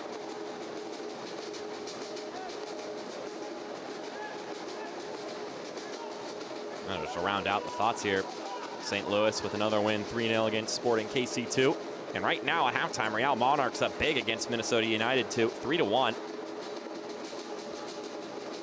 3 goals in 1 half of play for the home side in that one. And then the weekend closes off at 11 Eastern time, that is, so 10 p.m. Central will be Tacoma and Timbers 2. Offside flag denies that run from Matthew Evans. Quick long ball over top. And it's knocked away by Thomas Hasal. Was looking for Contreras.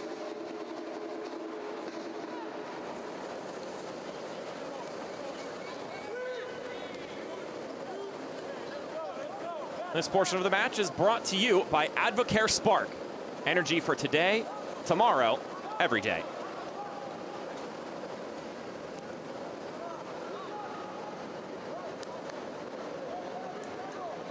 Well, here's the deal.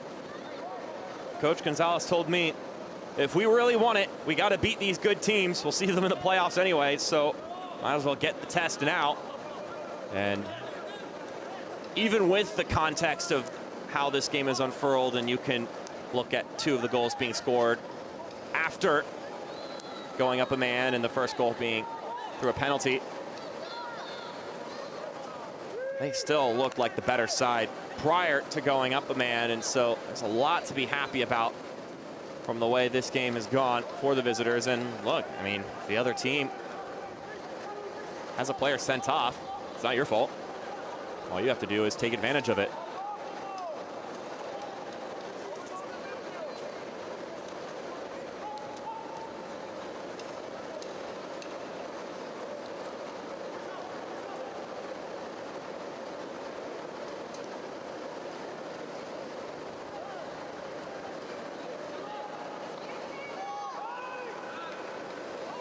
Contreras.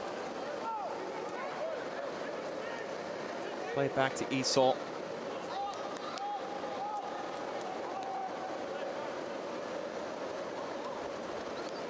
Well, going into this game, I posed the question how LAFC 2 are going to handle the last 20 or so minutes of the game. I think I said around the lines of how much energy do they have at the 70-minute mark, but of course, the context of the game changes that question. How much is left of the tank for North Texas, having to play so much of this match with one less player on the pitch?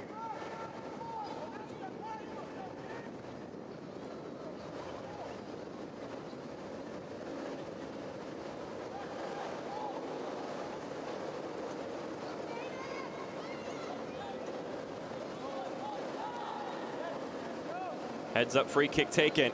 Torquato keeps it in bounds.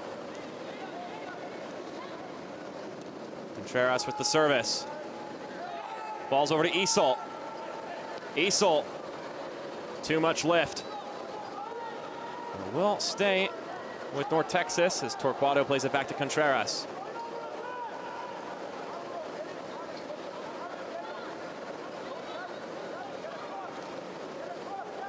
Ramirez slips it to Contreras.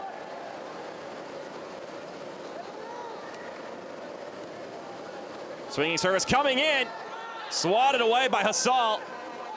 And some beefing after that fact.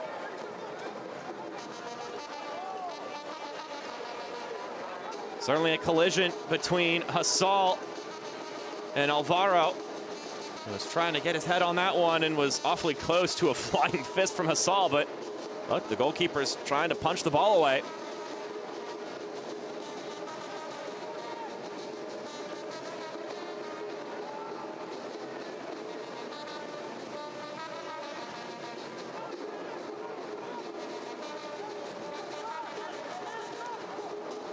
Evans plays it north.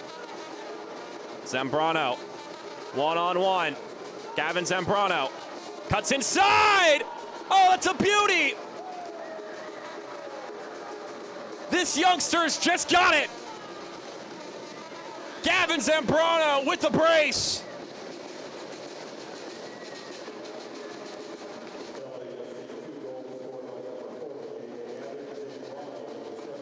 Just makes the run, one-on-one with Nolan Norris. He just needs a little bit of space, and it's a curling effort. Sneaks it into the right post.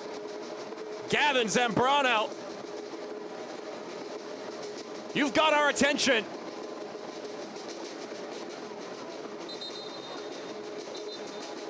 Scored his first professional goal last time out. One-ups himself in his second game in a row.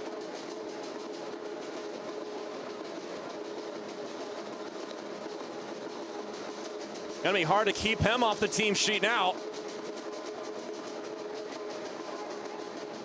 What a display from LAFC 2.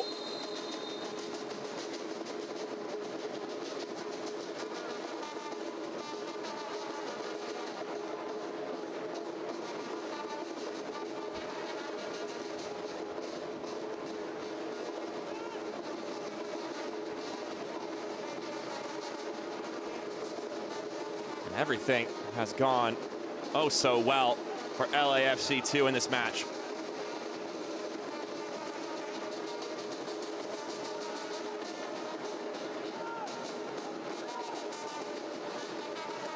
And they're still hungry for more here, the visitors.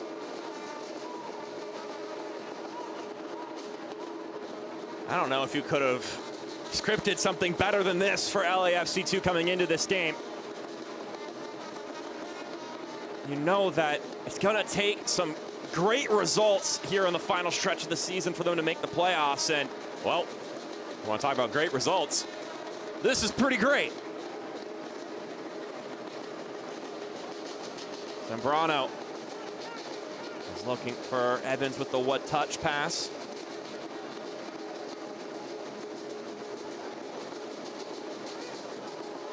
Meanwhile, for North Texas, this is certainly not what you were looking for. A side that is looking for that extra bit of concentration and clinicality in the two boxes.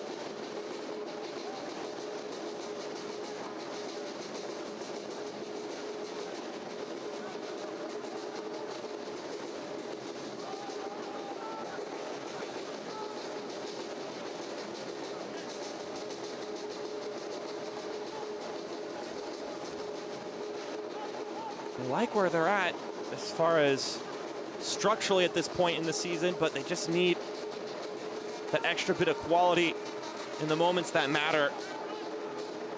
And they've been looking at the tape. They've been showing the players those moments and what needs to be done. And the players see it, but John Gall told me, seeing what needs to be done and doing it is the difference between having a long career or not having a long career as a pro. As Ramirez with the hopeful ball ahead, and Hassal will kill some time and distribute. You can look at the film all you want and learn tendencies and understand broad strokes what the other team is doing, but you can't fully predict how a situation is going to unfurl and what a player is going to do. And I think that's something that young players at times have to struggle to understand. It could be a little bit literal in the film room. Yes, of course, studying tape is important, but how you take what you learn from the tape and apply it is very important. Gotta develop a feel along with a literal understanding of what are the right decisions to make in a particular situation. So we're gonna get 4 changes now. Starting off with the visitors. They'll make just 1 change. Mario Sayanero will sub in for Adrian Wibowo. And then as you can see, 3 changes for John Gall's unit. You see Alejandro Urzua, Favor Aroyame, and Jackson Dubois all readying themselves to step into the game. Alejandro Urzua is in for Nolan Norris. Favor Aroyame, subbing in for Diego Garcia. And then Dubois will step in for Anthony Ramirez.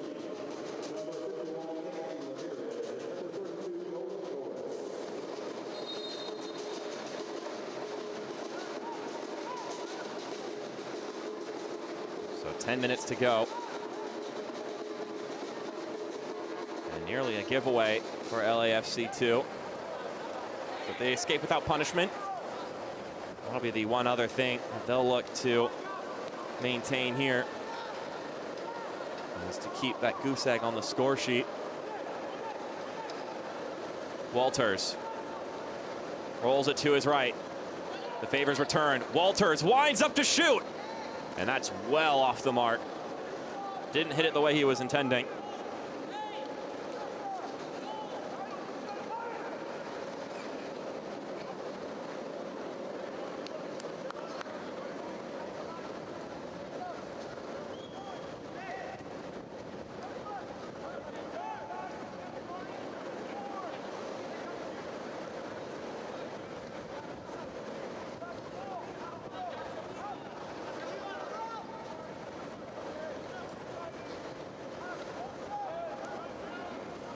So going back home on Friday to play Austin FC2 in another big game.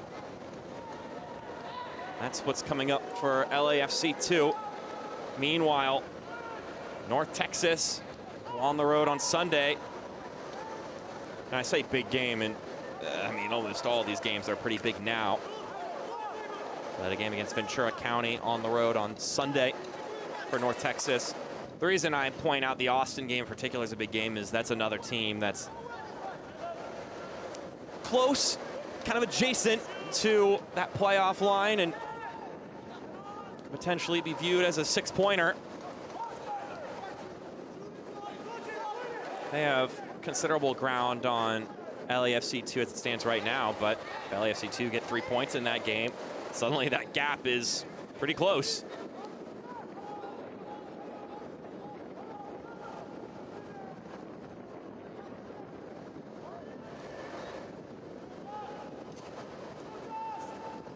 But throughout this match, just flying colors from the visitors.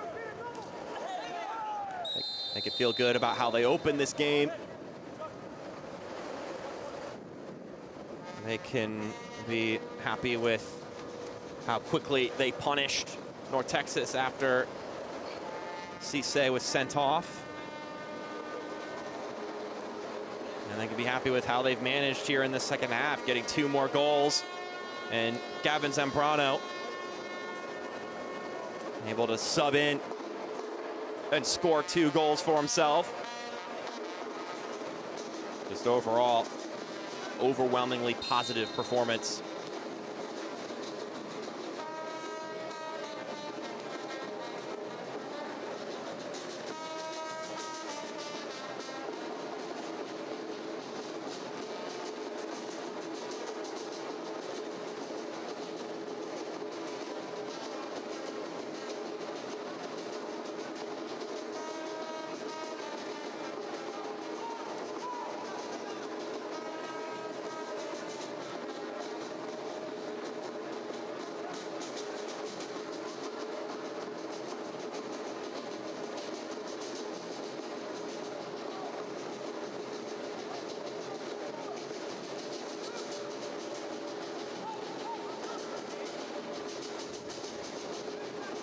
LAFC knocking the ball around now.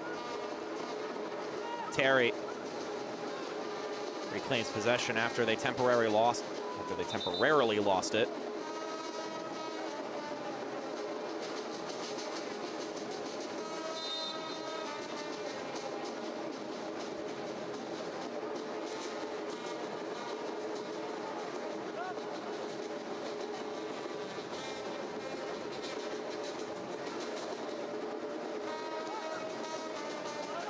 As it stands right now in the active table, North Texas stay at 9th place at 31 points. Still tied with Minnesota United 2, who are also trailing right now, so not going to gain any ground. Currently, there's still almost a whole half of action between them and Real Monarchs to go over in Utah. They're up 3-1, currently Real Monarchs. Vancouver Whitecaps 2 also on 31 points in 7th place. And LAFC 2, with this result, just 2 points behind that trio of teams at 29. Which reintroduces them into that mix.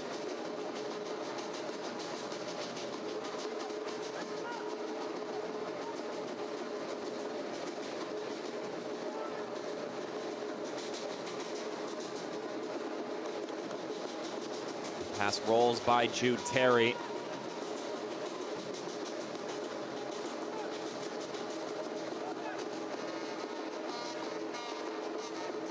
Skylar Kaplan making the wise decision to just let that one roll out of bounds and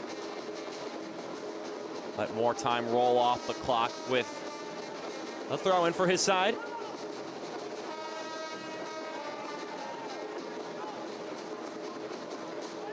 Aroyame makes the run along the touchline, plays it forward. Trying to continue that is Jackson Dubois.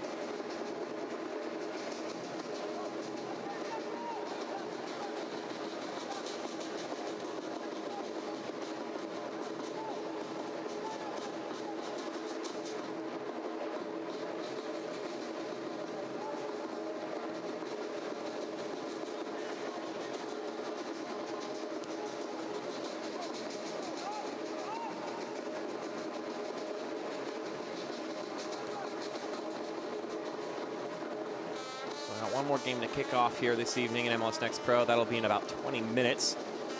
And a Cascadia rivalry game between Tacoma Defiance and Portland Timbers 2. Always interesting when those two sides collide.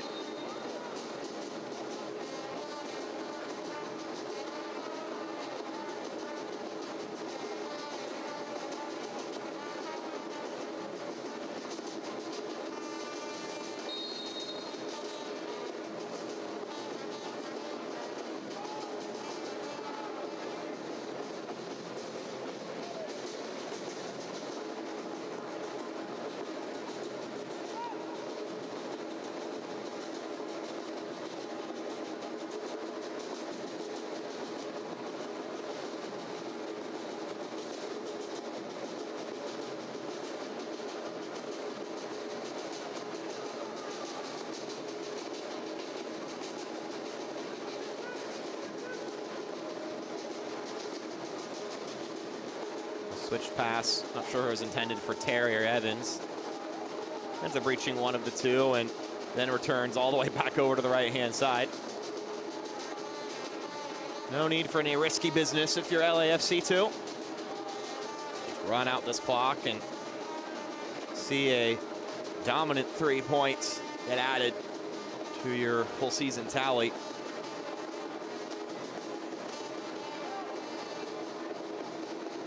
Terry rolls it out to Kaplan.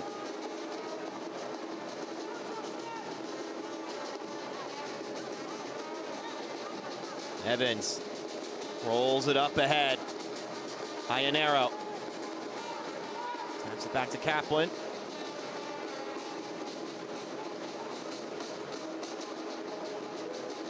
Sebastian Nava feeds it ahead for Walters. He's been running all day.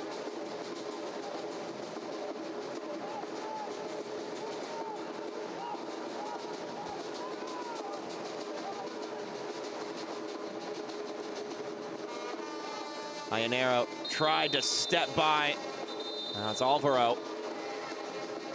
And he'll get a yellow card. So now all three original starting center backs in this game for North Texas have been booked. Of course, Mo Cisse sent off in the first half.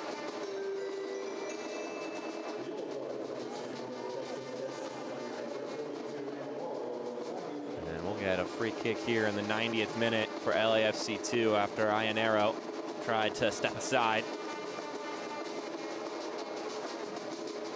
Would have had a lot of room to work with if he had beat Alvaro there. Of course, was bested unfairly.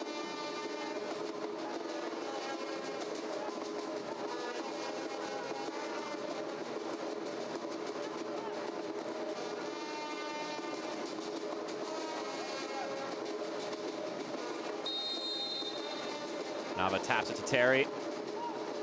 And they'll just get the passing going once again. 2 more minutes tacked on here.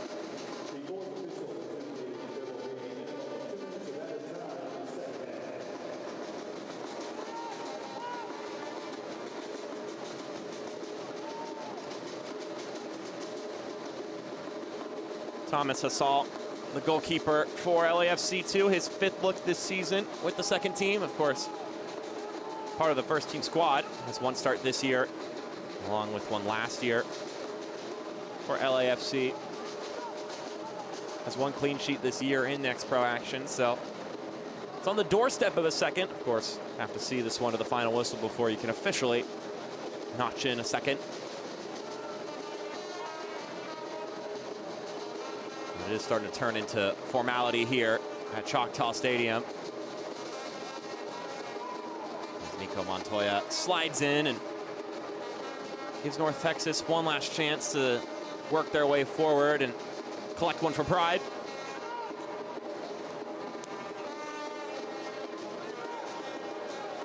Aroyame.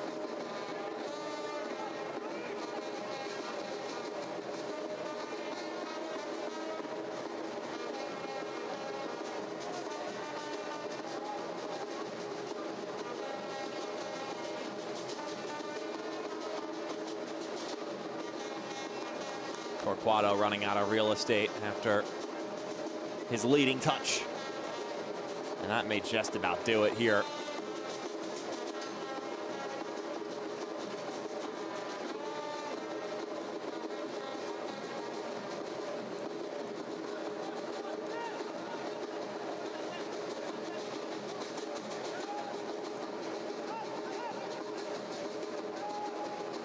It's out of Saul's feet. He'll distribute it.